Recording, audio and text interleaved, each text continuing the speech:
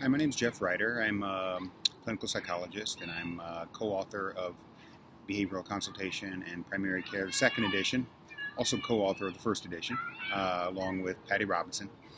And I'm coming to you from my home in Seattle, Washington. I'm going to take a few minutes here and just talk to you a little bit about why I wanted to write this book. Of course, the first reason that I decided to write this book was because Patty asked me, and it's hard to say no to Patty.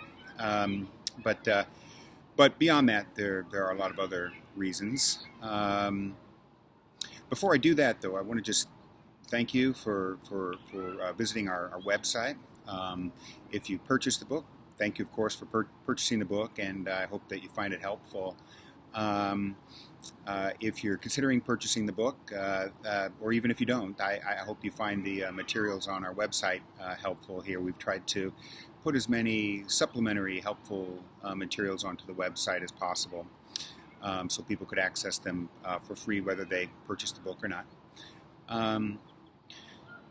So in terms of why I wrote this second edition, I think first off, it's important for me to say that just in general, I believe that the integration of primary care and behavioral health represents really the biggest opportunity for population health improvement in our lifetimes. And I know that there are a lot of you out there who agree with me.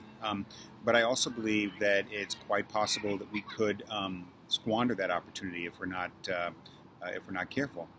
I believe that it's extremely important that we do integration right.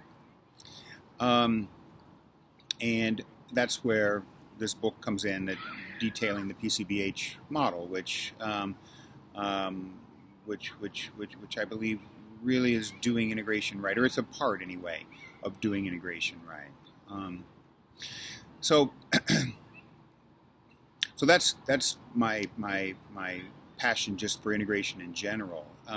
In terms of why specifically was I interested in writing this second edition of this book, I mean, I think that many or perhaps all of you know, change is happening incredibly quickly in the primary care system in this country, in the United States. When we were recently proofreading the second edition of the book here, getting it ready for publication, it was amazing to me how some of the material that we had written just 6 months ago or less than a year ago was already out of date in some cases. So we made those changes, by the way.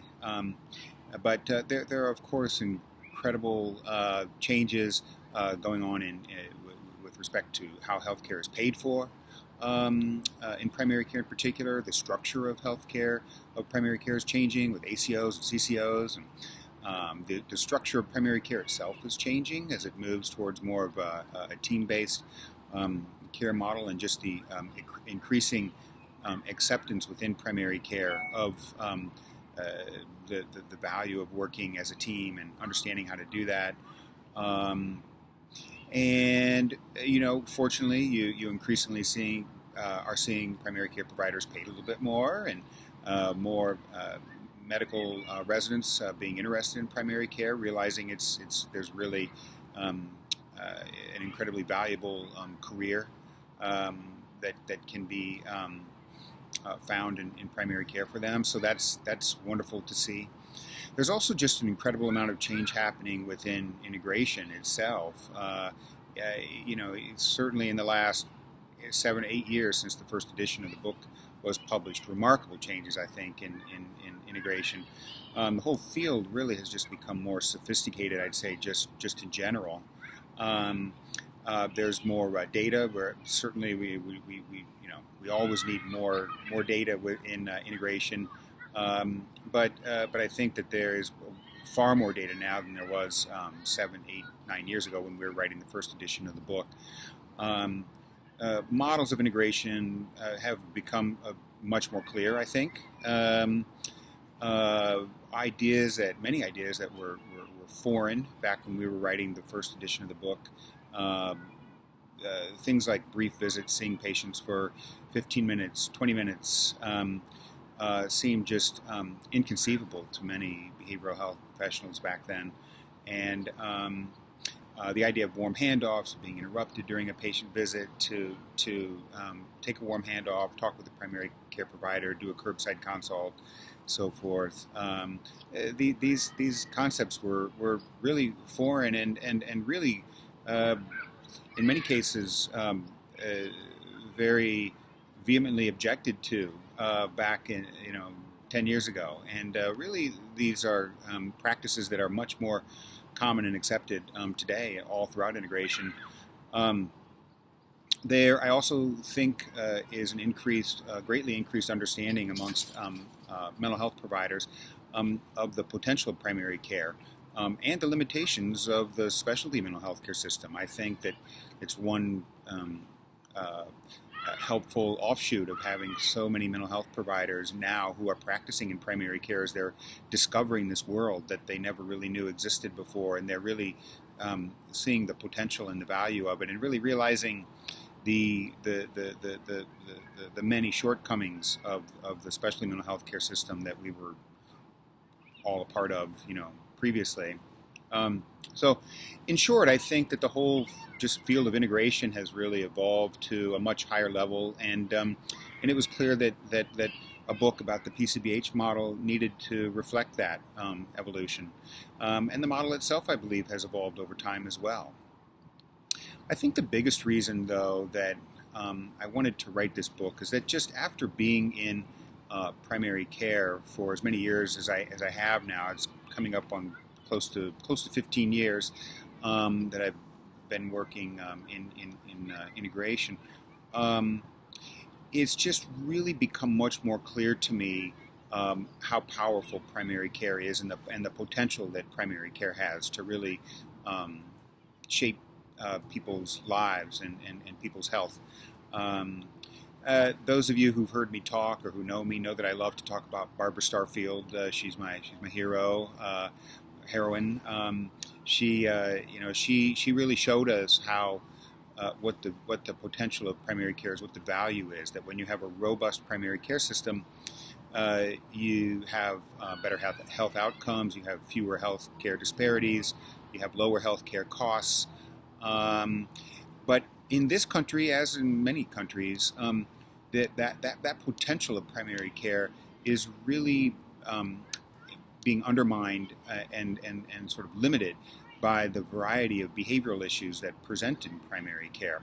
The problems that people have making changes to improve their health are what often makes it difficult for primary care to meet its potential. So after having been in primary care all of these years now and practicing in this PCBH model and seeing how much it can really help primary care to move towards fulfilling its potential, my passion has just grown even stronger for this work. And really, if you're going to write a book about anything, I think, you need to have passion. That's the one thing that you really need to have is passion for the topic. You don't necessarily need to be all that smart, especially if you have a co-author. I'm living proof of that. You don't have to be a great writer because you have editors who can help you with that. You do have to be a good typist, and but you have to have passion. And I have passion for the PCBH model for integration because I've seen how it can change people's lives. I've seen how it can help primary care to fulfill its potential, and I hope that you see that passion in this book. I know that Patty feels the same way. So I hope that you see that passion in this book. I hope that you find your own passion for this work in this book. And I hope that this book really helps you to participate in this population health revolution that we're in the midst of. So thank you again for viewing this. And I hope you enjoyed the lovely views of Lake Union here in my backyard. It's a wonderful July evening here in 2015. And so thank you again for viewing this. Thank you for reading the book or considering reading the book. Let us know what you think of it. We always love to hear from people, and if we ever write a third edition of the book, it will, as this book was, be shaped highly by the contributions of others in the field and the feedback that we've gotten. So again, thank you to all of you for your support and ideas and energy and passion, and I'll look to see you around in the integration circles. Okay, bye-bye.